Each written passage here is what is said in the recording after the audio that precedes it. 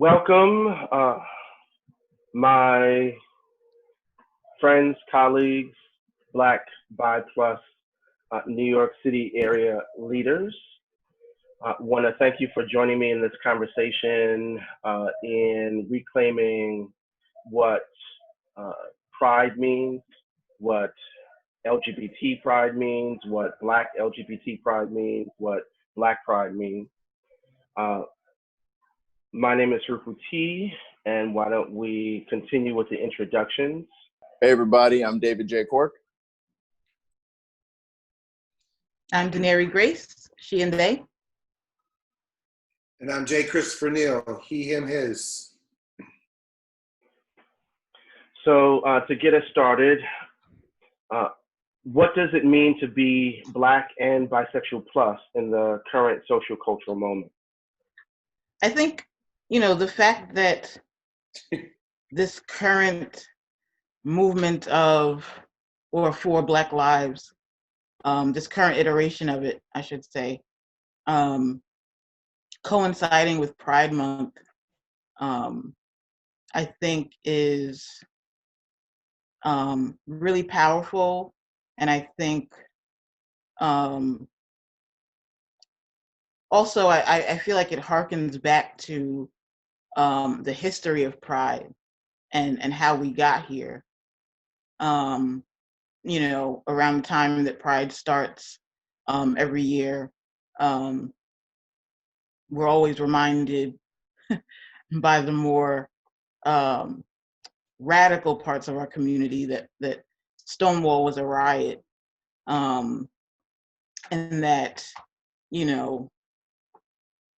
our roots are in radical politics, are in disrupting the status quo, are in fighting for liberation, as opposed to, for many of us, what Pride has become, what Pride Month has become, corporatized, taken over by capitalism, among other things.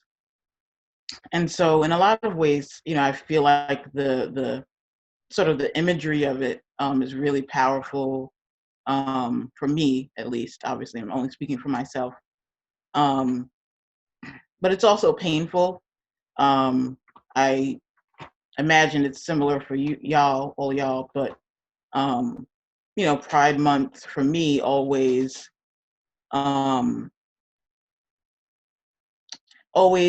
rears the ugly head of biphobia, bi plus antagonism, when engaging with folks, in different ways.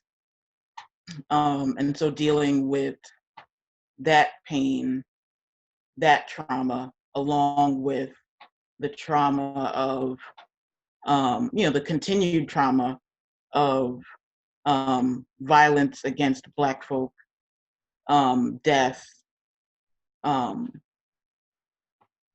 injustice is also really painful. And I think, I reflected recently, it's been affecting me in ways that I hadn't really tapped into or realized until a few days ago.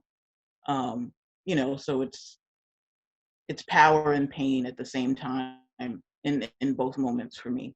DENARII, you bring up a great point that the Stonewall riots were actually a part of a tradition of uprising and riots, 1968 and what have you, of Black people resisting the anti-Blackness and white supremacy that they experienced, the anti-oppression struggle of urban communities. Oftentimes, the Stonewall riots aren't set in that context, but that's the context, that's the cultural milieu, as they say, that was happening around that same time. Absolutely.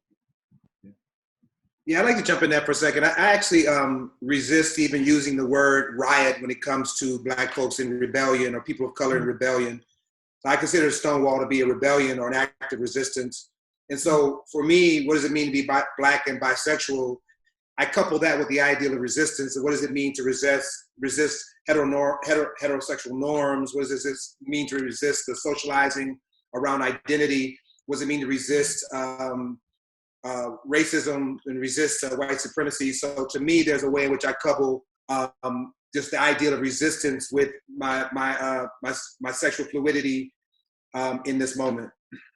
I'll say for me, I feel like right now there is a lot of education that's going on. A lot of people are being aware or being taught how to be aware of their privilege, and a lot of people aren't. They're just now seeing the error of their ways. And I feel like right now, to be a Black and bisexual male in this society, I'm seeing that I am in a place where I get to embrace all of myself, but at the same time, I'm still educating people on how their former ways of being are no longer going to serve me, or how their former ways of being are no longer going to be ways to support me. So I'm teaching all these people about allyship right now, which at times is a bit frustrating, but at the same time I'm like, at least we're having the conversation. I feel like a lot of the conversations that I've been a part of lately have consisted of me speaking with other people in the arts and entertainment industry, talking about racism that we have faced and not had the opportunity to voice that. And now we have these platforms where we get to express how we've been feeling. So it's a new era, it's a new dawn, it's a new way of moving forward. But at the same time, I'm like, I really cannot believe that these people did not see this before. So I like to see this whole time as like a great awakening, because everybody is shifting in some way or another. Yeah, I'm thinking about all of the sign-on letters that I've been seeing passed around in LGBT space and LGBT movement space, and the frustration I have with that, because oftentimes the sign-on letters are about what some other organization or what some other group should do or would do. So LGBT organizations talking about policing and police reform, but not turning the mirror on themselves and talking about anti-Blackness and white supremacy within LGBT movements, within LGBT organizations. The ways in which Black folks and the interests and needs of Black folks and the Black community are marginalized within LGBT organizations, within LGBT movement spaces, that we have people outside of our community in positions of authority, controlling money, controlling programming, what have you, that is supposed to be for us, but not by us. And then adding the bisexual thing, having very little to no bisexual leaders who are in positions of authority within LGBT organizations to direct funds, to develop programming, to develop missions and visions for a portion of the LGBT population that is actually the majority. So bisexual plus folks. Yeah, those sign-on letters to me are like the very essence of what allyship is, and that's why I push back against allyship. I don't really need allies. I need co-conspirators and accomplices. I need somebody who's going to be willing to put their body in between me and the bullet, whether that bullet is ideological or actual. So folks that are actually going to do, like all these black squares on Instagrams and whatnot, all this kind of stuff is like that, that passive kind of like allyship stuff where people are liking something, but are you willing to get out there and do the work? And are you willing to do the work with your friends at brunch next week when they start talking about what's going on in the world? Are you willing to be my accomplice then in your community, in your white spaces where I'm not going to be? So yeah, the sign-on letters have me a little bit vexed, as they say, as well. It's frustrating, and when David started talking about this, that was definitely my first thought, is the frustration around that we've been screaming at the top of our lungs for years and decades about these issues. And,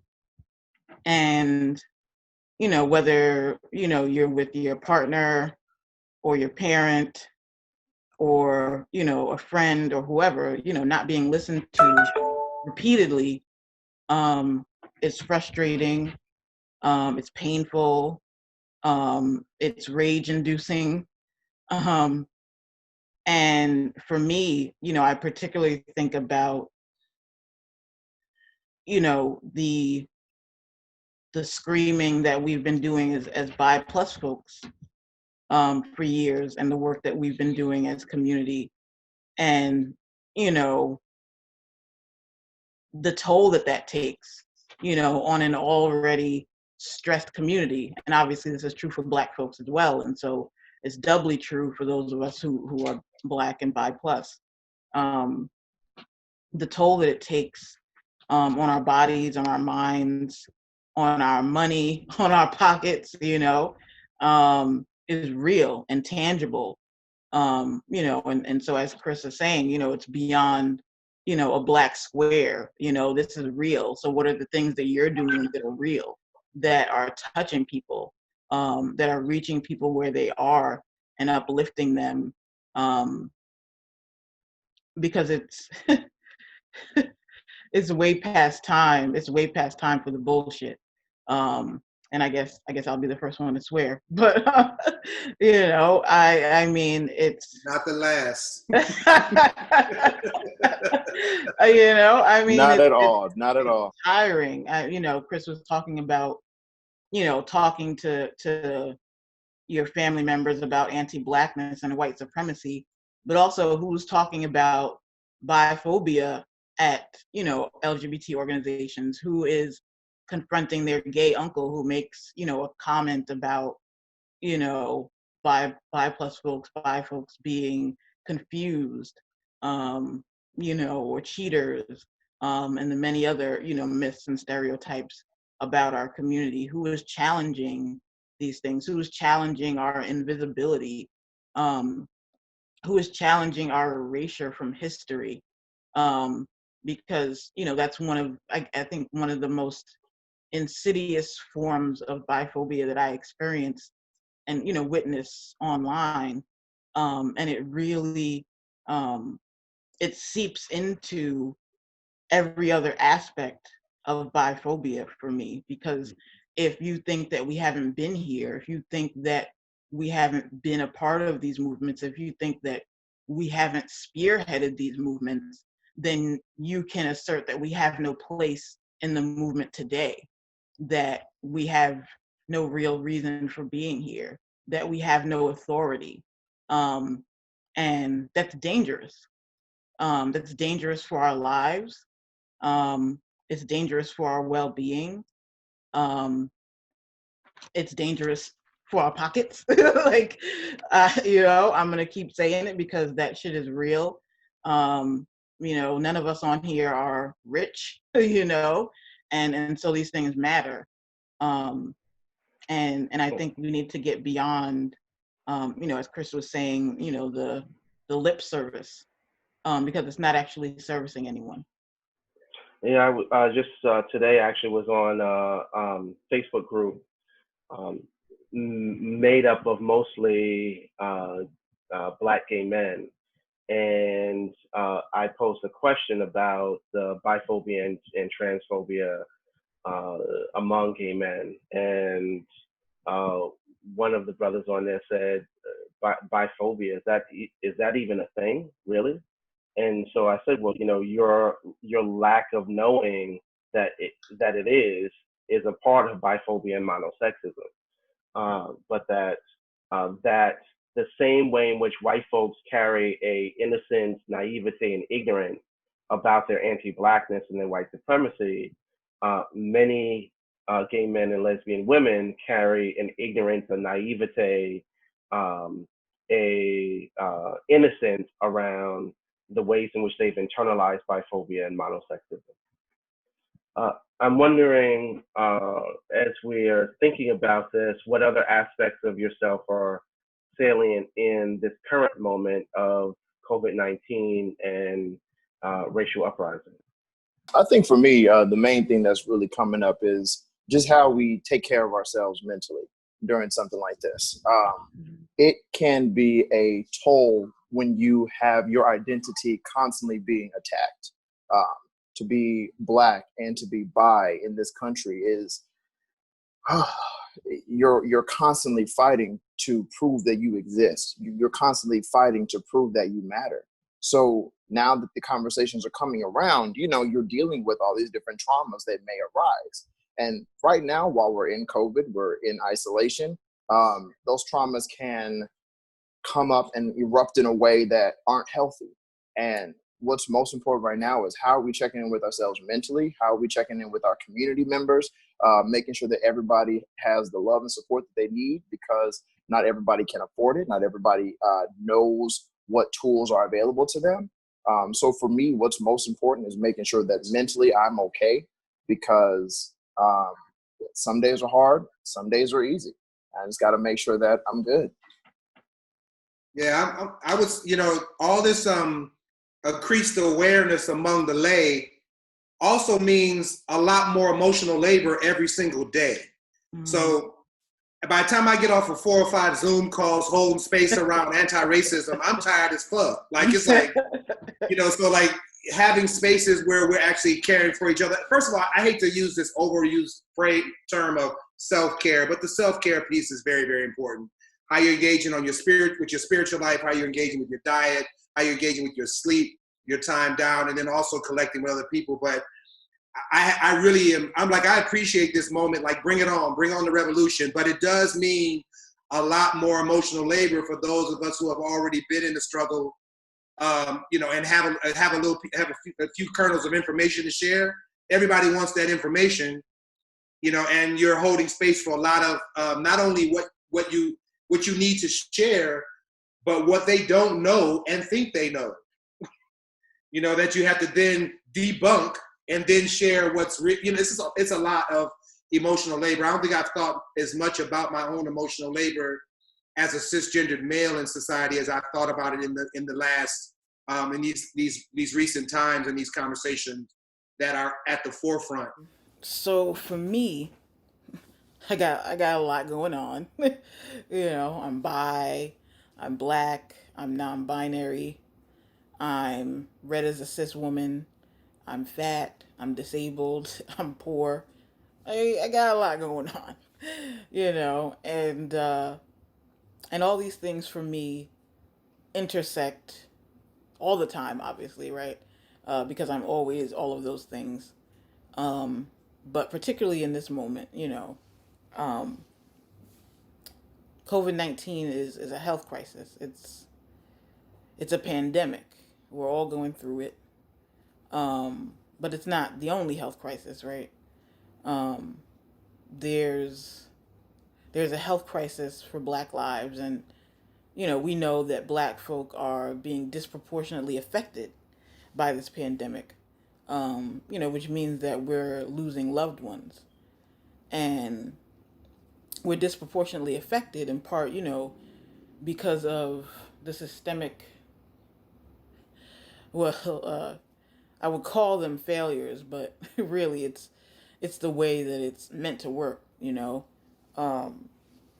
things that are built into society deliberately to disenfranchise us. But we're also disproportionately affected because we're disproportionately high risk, right? We're disproportionately disabled in the colonized U.S. And, Black folks and disability is it's a conversation that's long overdue to be had, particularly in this conversation, where bi plus folks, regardless of race, also have higher rates of things like, mental health issues, substance abuse, as well as physical health issues. And so, as a person who is both Black and bi, as well as disabled, these statistics these numbers are my lived reality, right? And the way that I have to move through this pandemic and move through the world looks different than a lot of people. And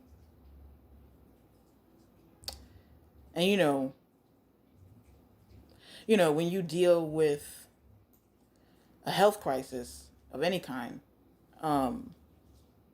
ableism always rears its ugly head, both in interpersonal ways, but also obviously in systemic ways. And you couple that with the anti-blackness, right? The anti-fatness, which is also strongly tied to ableism. Actually, it's hard.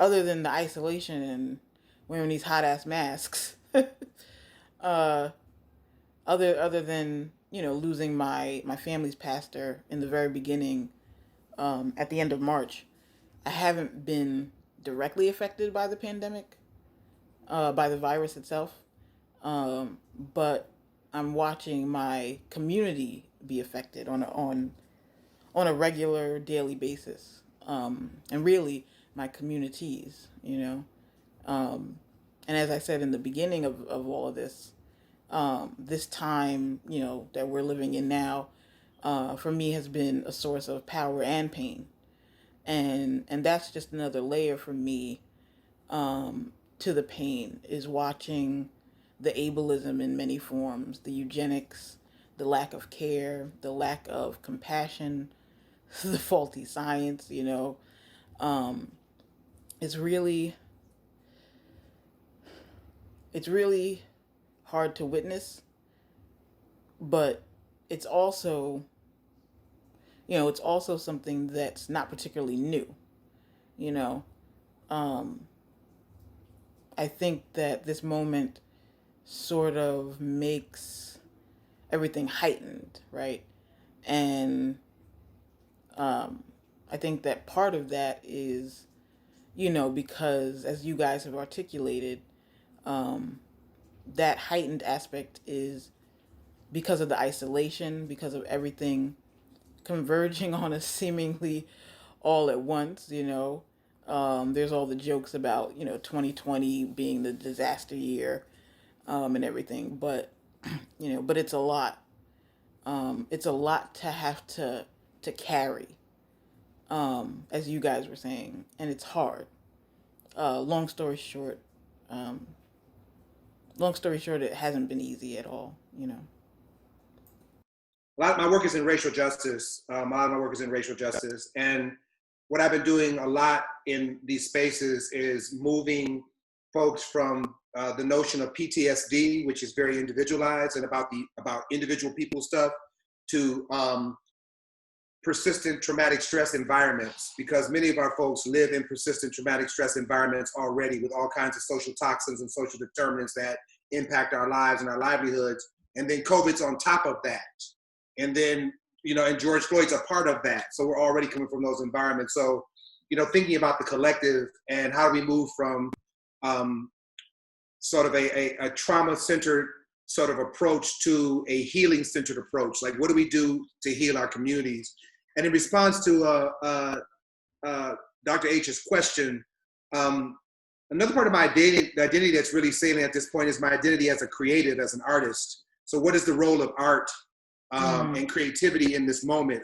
What role does it play in community? How does it help to push people forward, nurture people, hold people up? That's what I've really been thinking about. And then also the economics around the art world and around the creative space. Like, what is it? What is the balance? What does it look like to create work in this moment that isn't wedded to traditional destructive capitalist ideas around the marketplace and how you make money with your art? So I think that's an identity that I'm really thinking about right now, is that as an educator, as an activist, as an organizer, what is the role of my work as an artist and as a creative in the movement? For me, I don't think it's just mere coincidence that the murder of George Floyd and the way in which COVID-19 operates both deal with breath and breathing. So George Floyd dying while saying I can't breathe, and COVID-19 attacking the respiratory system. And I think about that as someone who lives with asthma, as someone who has had people in my life who are Black and living with asthma, that idea around not being able to breathe, being choked to death is really, really salient for me, given my own lived experience. And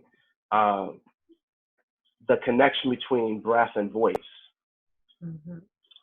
So for those of us who actually use our voice orally, breath is intimately tied to one's voice. The breath is what gives one voice. And so that choking of Black people's ability to breathe is around squashing Black people's ability to give voice to themselves and what they need and who and what they are, and what their history has been and what they are owed by the society, and all of those kinds of things. And so I continue to think about breath and breathing and voice and screams and rage in this moment. I was just going to speak to what Chris was talking about, about the role of the artist. There are a lot of quotes from many of our ancestors, our spiritual ancestors, elders like Nina Simone, about the purpose of artistry, the role of the artist in movement building. And, that's something that I've been thinking about too.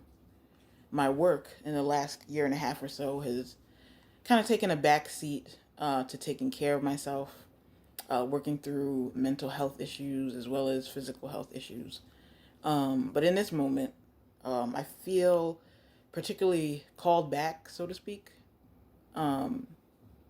to do this work as an artist, as a writer, as a singer, as a poet.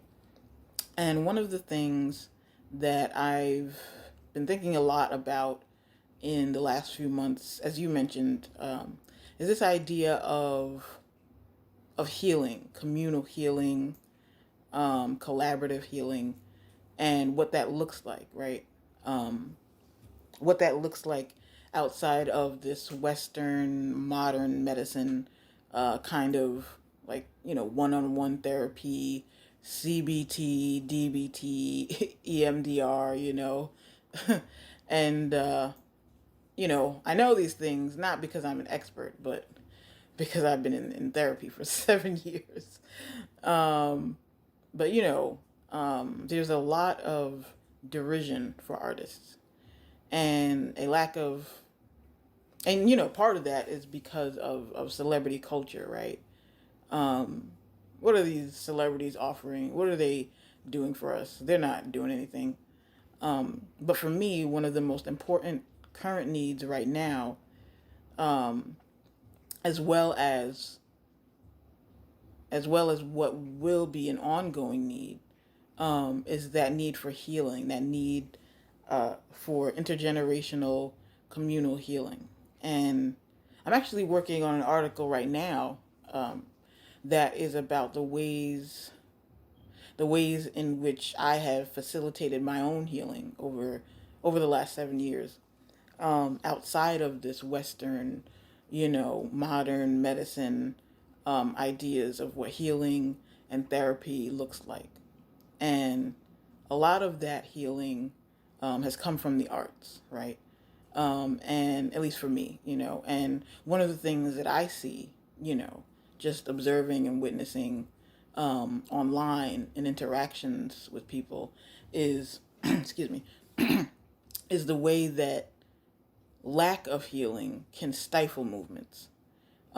Because if we're mired in internal, in internalized anti-blackness, if Black folks are mired in internalized anti-blackness, if we're mired in, worshiping billionaires, if we aren't critiquing the ways in which our minds work and our worldviews, we are carrying, around intergenerational wounds. It makes the work harder. It makes it harder for all of us, in my experience. The work I'm doing now, I couldn't have done it 10 years ago, before the healing process. And that healing process has been through the arts. It's been absorbing art that centers us. And when I say us, we're obviously talking specifically about Black folks and bi plus folks, but marginalized folks in general, consuming art, drowning in art, and art is a broad term, right? So it's movies, it's music, it's TV, it's drawing, sketching, it's video games, it's all of these aspects of creativity, and that's a powerful role, and it's a huge responsibility, to be a healer, in general, right? Whether it's through art or otherwise, and I think that it's really important that we recognize that, right? And that's not even the only purpose of art in movement building, but it's one of sort of the major ones, and so it's important that we recognize that and recognize its role in movement building.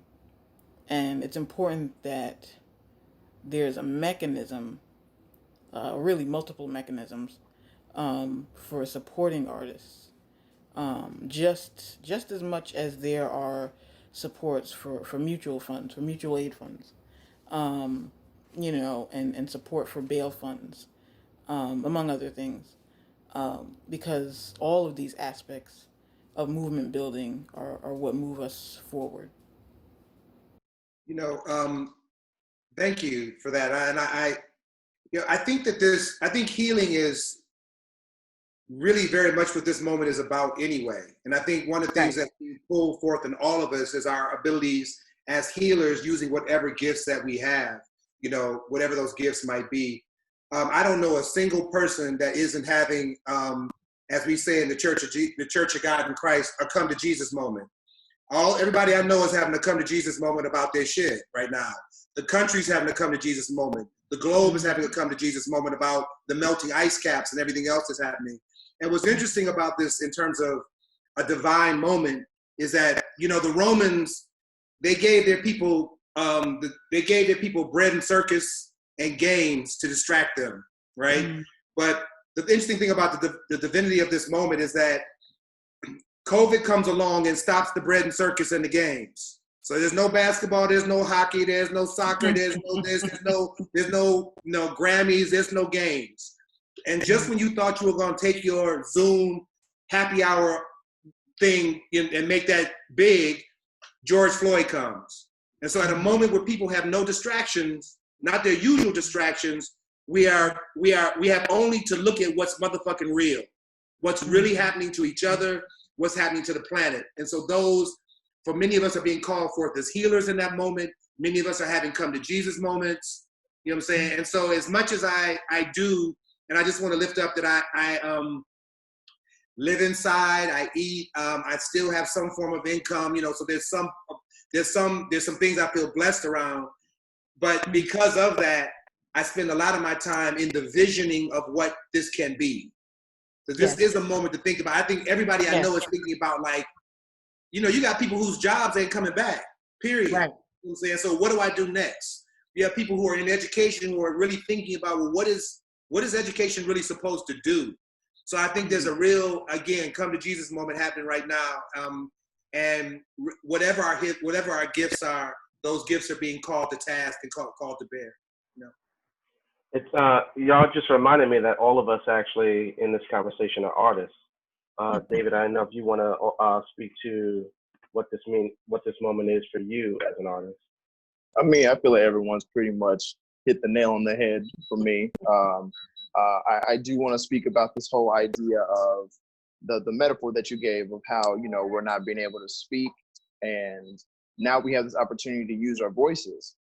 We have that power now. What are we going to use our voices for? Right now with my art, I'm sitting here going, but what do I want to say? Like, what kind of things do I want to come forth? What stories do I want to tell? Do I want my stories to be here to educate people? Or do I want my stories to heal people? Do I want them to do both? We're in this position where we can create and shape the world the way that we want it to look. And right now is the opportunity to voice exactly what that is. I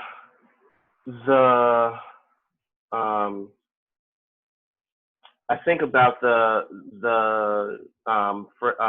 quote about each generation having to find out what its purpose is, what its destiny is, and to